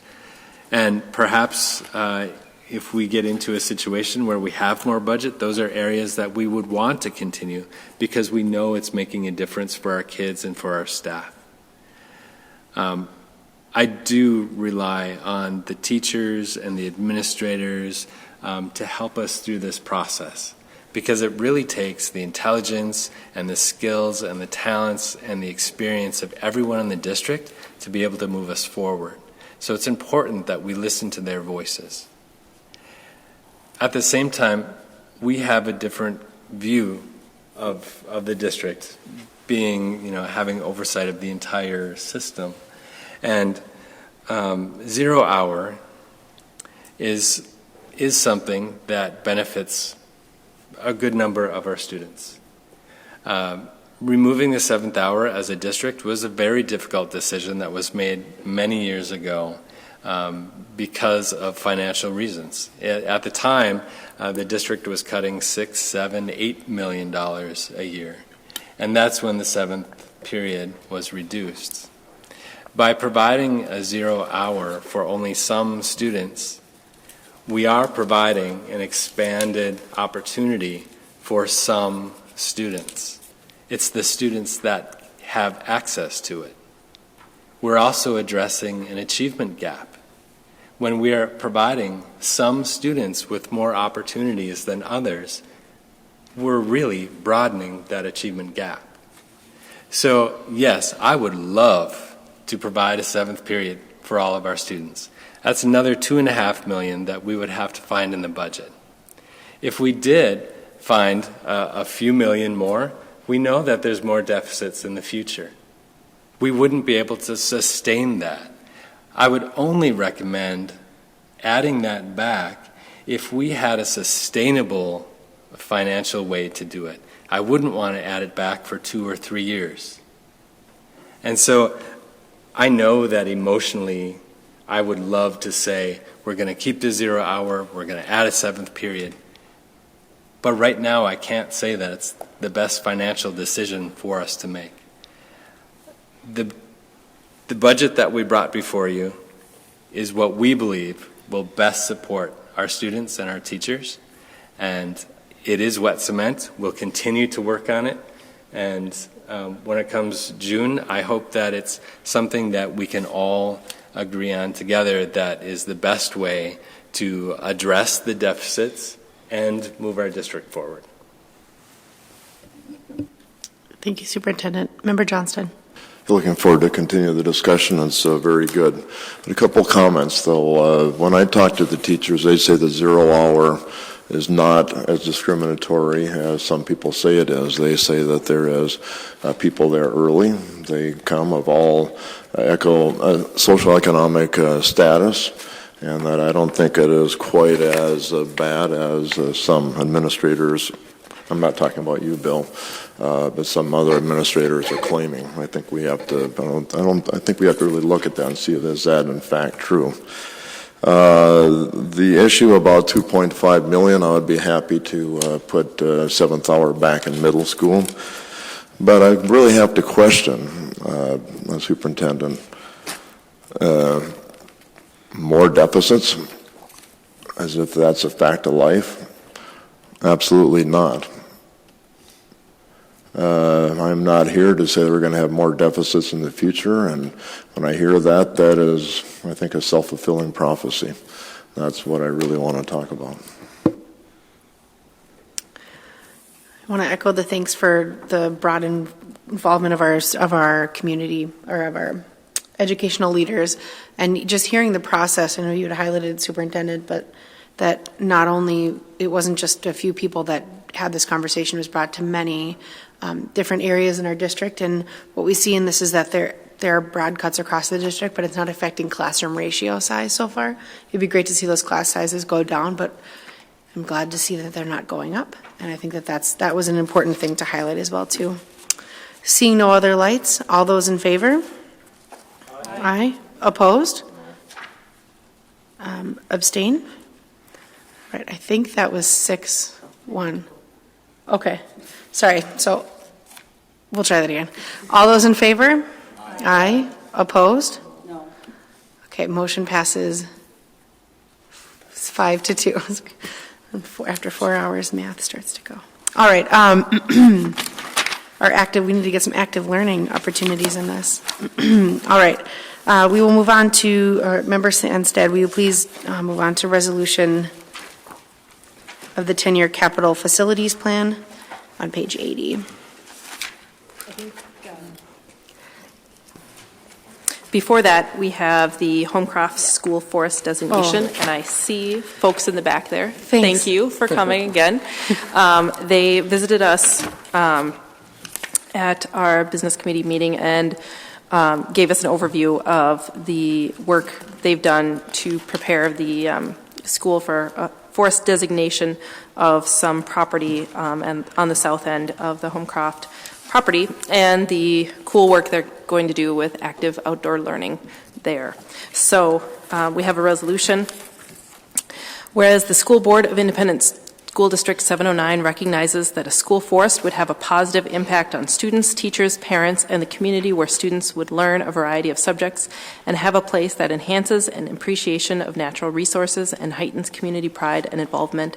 And whereas Homecroft School students, parents, staff, and community members wish to begin the process of establishing the Homecroft School Forest as depicted on Exhibit A attached here too.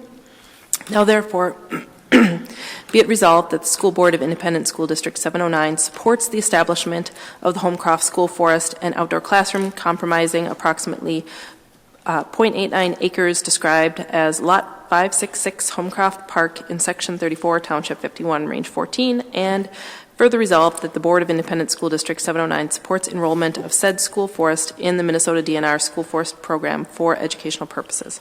And so I move Resolution B 03-16-3349. It has been moved by Member Sandsted, seconded by Member Leffler-Kemp. Any discussion? Member Welty. Thank you, Chair Harla. I just want to make this comment. I feel a little guilty for a resolution that's a slam dunk to pass, to see the people who are hanging on the edge of their chairs to see if we do the right thing, having to wait through our meeting to do it. So I'm looking forward to getting this passed and giving you a chance to get home and get a good night's rest before class tomorrow. Thank you.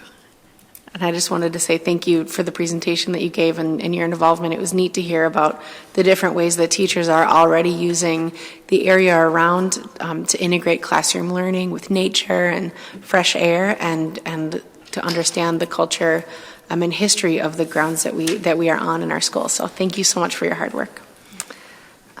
It has been moved and seconded. I see no other lights. All those in favor? Aye. Opposed? Motion passes 7-0. Woohoo! Yay. And the next resolution we have is on page 80, and this relates to the 10-year capital facilities plan update, which was presented to us by district staff, and it's a 10-year plan that we'll be working through year by year, and it's broken down by facility and by year, and deals with the portion of our budget allocated to maintenance of our properties to make sure that we're keeping up with all of our lovely buildings. And includes, we had some discussion about the significant amount of work that is due on this building here, the historic Old Central. And most of us benefited from a tour of the work that needs to be done earlier today, and I look forward to participating in the rest of the tour when we do that. So the resolution is for the 10-year Capital Facilities Plan 2016 update. Be it resolved by the School Board of Independent School District 709, St. Louis County, State of Minnesota, that the 10-year Capital Facilities Plan 2016 update is approved. I move Resolution B 3-16-3350. It's been moved by Member Sandsted, seconded by Member Welty. Any discussion? Member Oswald. Yes, thank you, Chair Harla. I just wanted to let the public know that I did compile some data from the responses that I could find online as to how people generally felt. I can definitely say it's skewed to one online environment, namely Facebook and the Duluth News Tribune website. So I understand the need to get more public input, especially when I tell you that 50% of the responders had said sell, 25% said keep it and fix it, but the other 25% were very passionate and lovely people and want this place preserved and not torn down and never answered the question. So I really hate to make any generalizations about what side of this, to put any one of that 25% on if they knew this building is going to remain standing no matter who owns it. So the best I can look at it is it's still 50-50. I'm voting to approve this budget because, it's going to move forward. We vote on it every year. I agree with all the maintenance proposals for next year, but I do believe this is a continuing discussion that needs to happen over the next year so we can know if we truly want to invest your tax dollars in this plan, in this building, or let some other entity do that and, create a new space in a new way, but still remain standing. So I just wanted to let the people know that. Thank you, Member Oswald. I'm sure that in a season of transparency in our district, this is an area that we can continue to get feedback in. I didn't see this as there wasn't any comment about taking the building down. I think that's really important to say publicly that this is a building that holds a lot of history and heart, and our community is the home for education, and is something that I think we can look for a lot more diversified funds for updating a historical building. And as a community, we do need to look at, continue having those discussions about what we value, but also making sure that when we have funding that we're spending, that it is going toward our classroom. Mr. Leiter, to just double check, this is a levy that is directly for capital improvements and maintenance that we get through the state legislature. Is that correct? So it's only that we're using this money from that pot. Is that correct? Oops. Chair Harla, members of the board, the facilities maintenance and repair is funded by an authority granted through legislation, and it is categorical, which means it can only be used for maintenance and repair of buildings. Thank you for the clarification. And it is related to a local property tax levy, but is also equalized in part through state aid. Okay. I appreciate the clarification. Member Johnston, I accidentally turned your light off there. You had a comment. Sure. I'd just like to say thank for Member Oswald for kind of compiling some of that data. That's really cool. As much as I dislike social media, I appreciate it when you bring some of the results back. So I'll keep doing that because it's an important feedback that I think we can use as a tool for our decision making. I do want to say that I was just thinking here today, I spent most of yesterday and today giving a presentation on historical renovation on a smaller project, actually probably order of magnitude less than this building.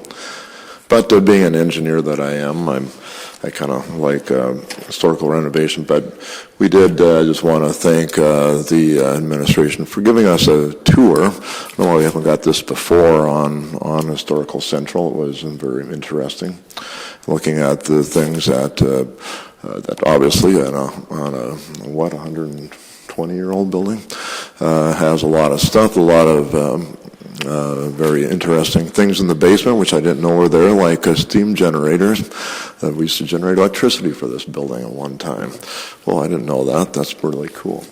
But I also wanted to say that Superintendent and I were out looking at some of the carvings on the front, and he said right out of his window there is a carving up on one of the columns on the entryway, and they're really neat. And again, I spend probably too much time in Europe. My son is kind of an wherever I go in Europe, he knows everything about every little building. It seems I still don't know how he does it, but he does. And when I'm looking around this, I thought if my son was here, he would be taking pictures of every one of these little things. And I think we have to really brag about some of that too, because it is some of our heritage here, some heritage which it's just getting to be more unique in Duluth, but I think in many areas of the country and the world, that's some of the beauty we have in this building is really appreciated a lot, and I do that, and certainly will do what I can to try to find funds to keep that up. So again, thank you for your work. Thank you. As a Central alum, it was neat to see Helen of Troy on the front, or I would guess it would be Helen of Troy on the front. Member Welty.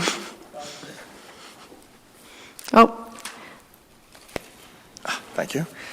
Quick question, Mr. Leiter. I think you did tell us at the meeting that the alternative facilities funding is partially equalized by the state, but I think I neglected to ask you to what extent it is. Do you have a rough percentage or a figure you can give me?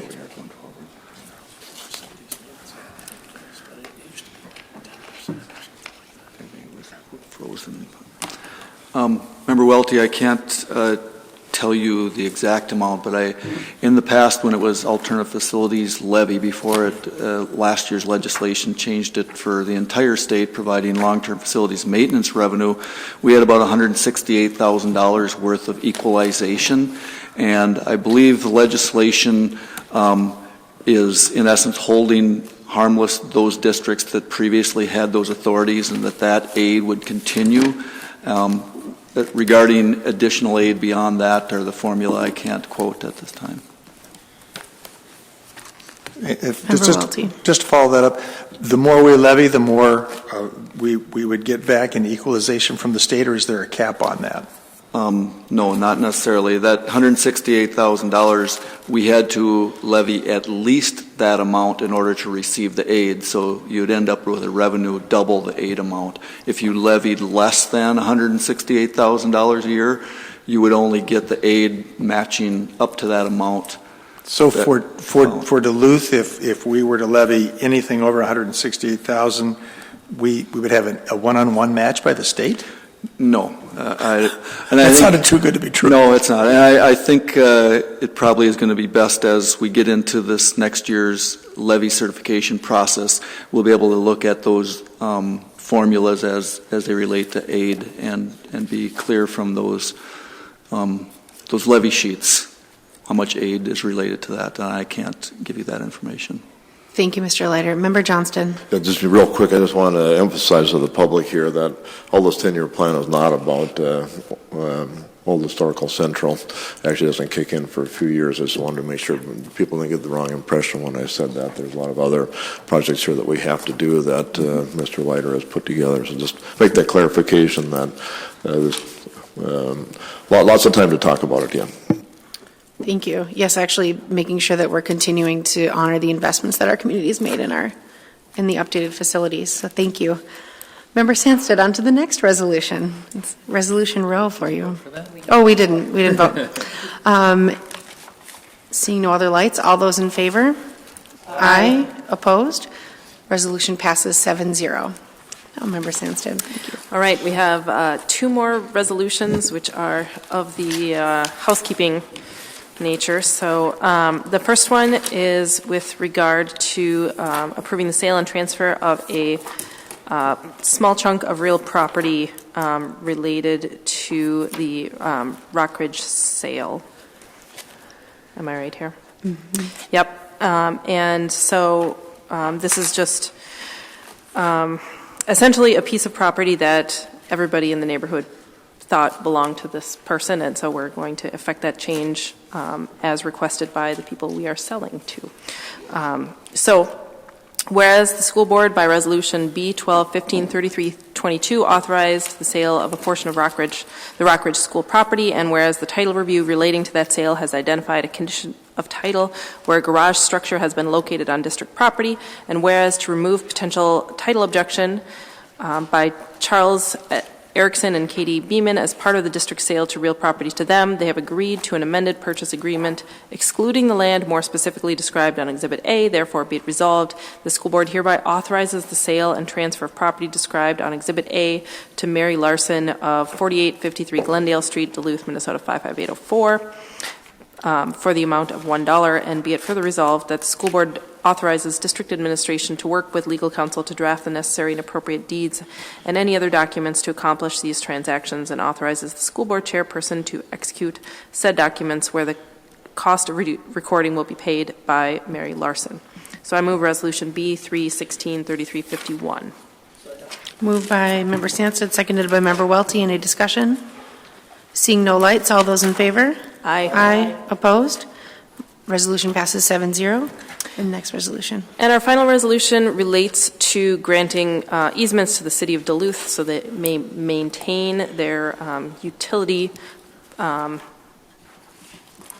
your structures near Denfeld High School. So whereas the City of Duluth intends to construct a greenhouse near Denfeld High School requiring the vacation of a public alley which supports access to the Denfeld school site, and whereas the school board by Resolution B2-163345 accepted real property from the City of Duluth to allow ISD 709 to maintain and preserve driveway and road access for Denfeld High School due to the vacation of the public alley, and whereas the City of Duluth has requested an easement on district property relating to the City of Duluth's existing utilities located in the vacated West 4th Street, and whereas the district wishes the city to have these easements and to maintain the utilities as city infrastructure, therefore be it resolved, the School Board of Independent School District 709 hereby grants the dedication of the utility easements near Denfeld High School to the City of Duluth as identified in the easement agreement and as depicted on Exhibits A, B, and C attached hereto, and be it further resolved that the school board hereby authorizes the school board chair to execute the final easement agreement with the City of Duluth upon transfer of the subject property conditioned above. And I move Resolution B2-163352. Second. Moved by Member Sandsted, seconded by Member Welty, and a comment by Mr. Hanson. Board members, I just want to note that the number on the bottom of the resolution should be B3-163352. It's correct in your agenda. It's incorrect on the resolution.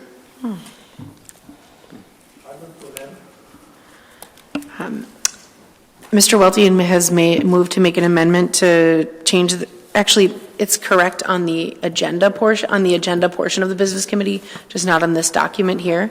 So he's highlighting that it actually is correct on what we'd be moving from the front, but the supporting documents toward the back. So would you still like to make the amendment? But thank you very much for thinking of process, Member Welty. All right, it has been moved and seconded. I see no other lights. All those in favor? Aye. Opposed? Resolution passes 7-0.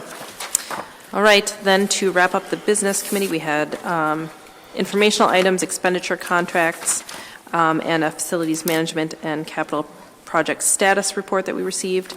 And the future items for our business committee include policy updates, Historic Old Central 3rd Street parking lot reconstruction bids, and the budget for fiscal year 17 moving forward.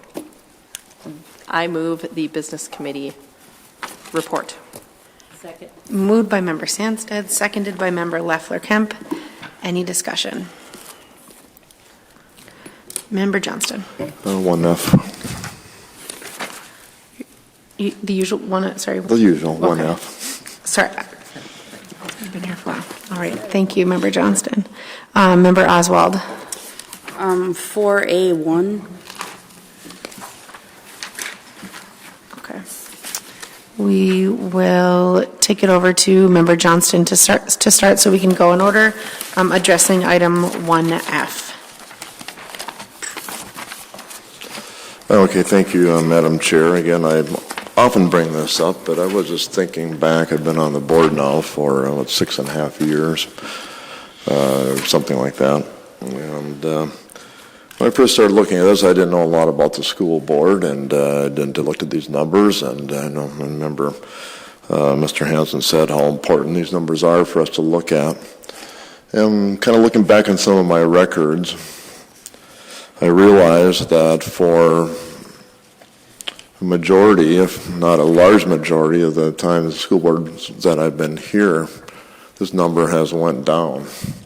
And of course, today is another down, not just went down, but it is down lowest than it may have ever been in Duluth since I've been on the school board, or since I've been on the school board, every time it went down lower. Last numbers I've got is lower than it was 90 years ago, and maybe even further than that. I'm trying to do historical records on it. And we're down to 8258 as an enrollment. I mean, that's this month we went down another 36. As you look at, that's another section of a class kind of disappeared in students. And I'm bringing this up because I really don't want to bring it up, but this is how we make our money here. And if we don't have students, we don't pay our bills. We can't afford teachers. We can't get and I think it all the time comes back to, can we get 0 hour back? Can we get the 7th hour back? We can't if we have a declining enrollment. And again, since the start of the year, we've lost 139 students just in the high school.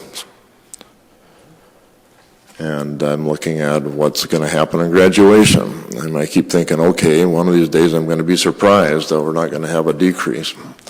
I'm hoping, I'm praying for that. And I'm also saying that is not acceptable, that we continue to decrease. We cannot afford it. We just can't do it. We have to change it. Thank you. Member Sandsted.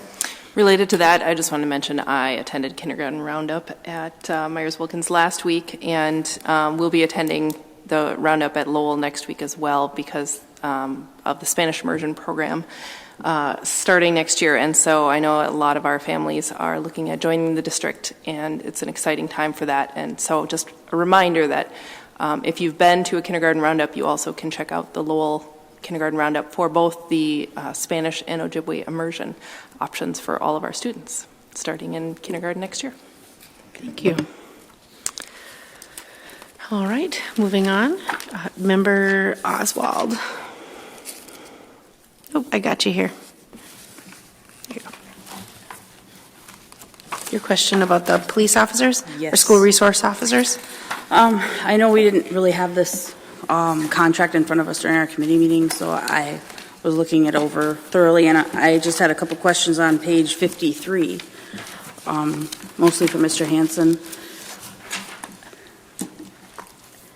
And I'm looking at the very first letter D, where it says the police officers should conduct investigations within the school and surrounding community, both criminal and other. And I'm just curious why there's other and what is other, and I want to demystify that term for the public who may look at this contract later when they have associations with our police liaison officers and find themselves in that category. Mr. Hansen, can you clarify other? Or Superintendent, Mr. Hansen? I'm not sure that I can.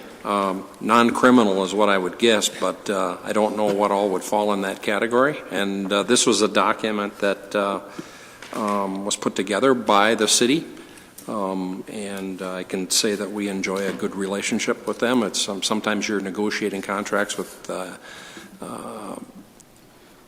entities that you'd put in the category of adversaries, and this isn't one of those situations. That doesn't mean we don't delve into them, but so I can't answer your question. That's my long answer to a short question. Well, I'd appreciate in future contracts that maybe you seek an answer to other when we negotiate these things. Thank you, Member Oswald. I think there was a question actually on that from another member, or did you have another question moving forward? I have another question on another part on that same page.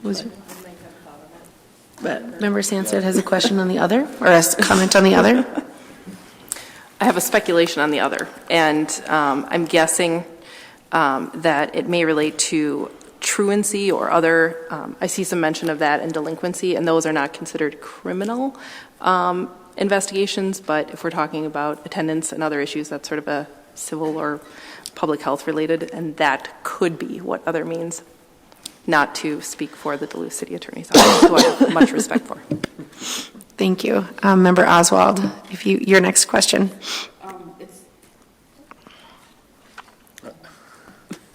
It's also under number 2, under Article 2.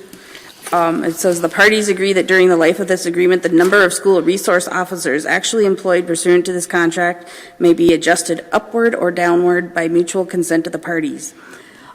In what instance would we want to increase or decrease, and would that amount, since each officer costs annually $56,000, would the board get to vote on that, or is that just something the administration decides?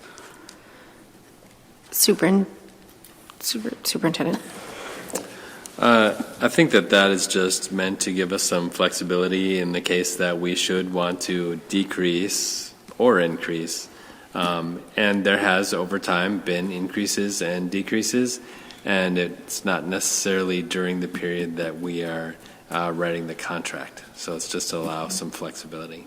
And does that come before the board, or is that just an administrative decision? I believe in the past it's been administrative. Definitely Okay. the principals and staff would be involved with that decision because they work so closely with the sites. Okay, thank you. Mr. Hanson? One example I can think of from the past is depending on grant opportunities, we may have an opportunity through a grant funding to increase our resource officers, and that would be funded by the grant, and that would come before you, via the grant for one thing.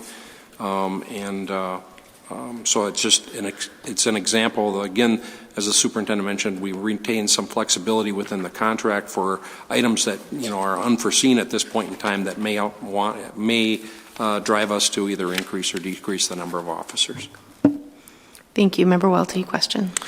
Yes. I would be interested in having a little bit of a history of how this has changed through the years. We had school resource officers. I'm not sure if we just called them policemen when I was on the school board. It seems to me they were fairly new at that time, and it might have had something to do with President Clinton's decision to fund police officers, and so the city of Duluth had more officers, and we as a school district that were a little concerned about gangs at the time got a couple of them. We now are reimbursing the city approximately $56,000 for this school year for officers. Are these officers, is this their full-time work as school resource officers? So is this their full pay, or is this some portion of their total pay? And do they work outside the schools? Superintendent. This is not their full pay, but they do not spend all of their time with the school district. They still have duties with the police department, paperwork for one thing, but also if there are situations in the city, they get called into those situations, and they also work during the summer, and they're not working with the district during the summer, so it's not their full salary or their full duties as police officers. If I could just follow up with Mr. Hanson, over the course of the last 12 or 13 years that you've been here, how has that seesawed? Has this remained fairly constant, or have there been dramatic changes in the financing of the police? I think that it's been over that time period. I'm thinking that it's been fairly consistent. Thank you. Another relationship we have with a municipal body near us. Great. Seeing no other lights, all those in favor of the business committee agenda? Aye. Aye. Opposed? Business committee agenda passes 7-0. Now we'll move on to the resolution, our special resolution. And Member Kirby, would you please read that? It's on the unnumbered, after the special resolution pages in the back of the packet.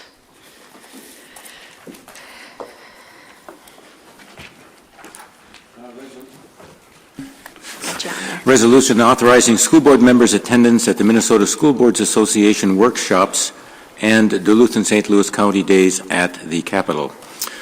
Resolved that Independent School District 709, St. Louis County, Minnesota, pay costs incurred as per district policy for school board members to attend the Minnesota School Boards Association Phase 1 through 4 orientation workshops and the Duluth and St. Louis County Days at the Capitol event held in 2016. This is Resolution SP-3-16-3354, and I move this resolution. Second. Moved by Member Kirby, seconded by Member Welty. Any discussion? Member Johnston. Well, thank you, Madam Chair. Yeah, just looking at this, I do have a question. I know I had brought up here, I think it was before the new board members were here, that maybe it was after, I don't remember now, that might be beneficial for all us old board members to go to some of these workshops again. And the wording on this would indicate that that's a possibility. I don't have any plans right now, but if something came up that was nearby, I again would appreciate going to some of the session or phase 1 and 2s at least again. If they were close by, I just wanted to make sure that was the intent of this resolution, or if that would be accommodated in this resolution. It's actually not, due to the fact that these are specific to the phase. I think it's for the upcoming ones. My only question is that when we look at being fiscally responsible as a board, when we get an opportunity to go once, we should keep those resources and continue our ongoing learning when we have that opportunity at MSBA. But I wonder, I mean, that could be a discussion moving forward. I think that would be a potential discussion. Yeah, well, I read this as saying that if something comes up, I would go, and yes, I'm fiscally responsible. I certainly appreciate that. Thank you. Member Welty. Just to validate Member Johnson's concern, I went to these phase 1, 2, and 3 sessions, but that was about 20 years ago. So I haven't gone since I was reelected, and maybe I could use a brush up. So I would tend to share the same concern. Thank you.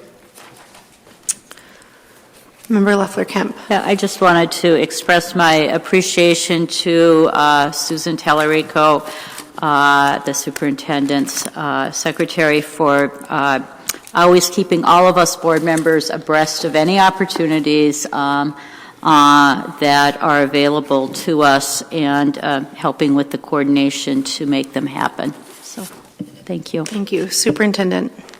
Oh, wait, this is the other, sorry. Okay. Okay.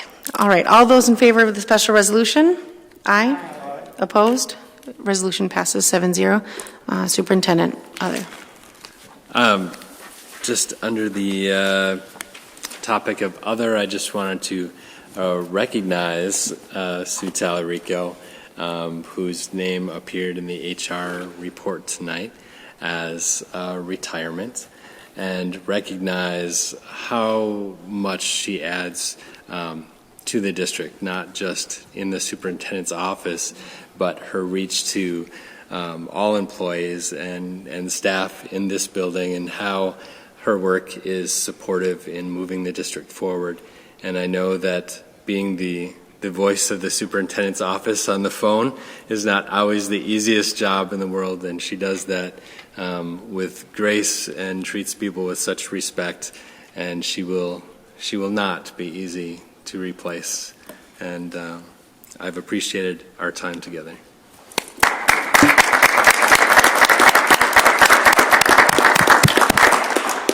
Thank you, Sue. Seeing no other lights, we will adjourn our meeting. Thank you.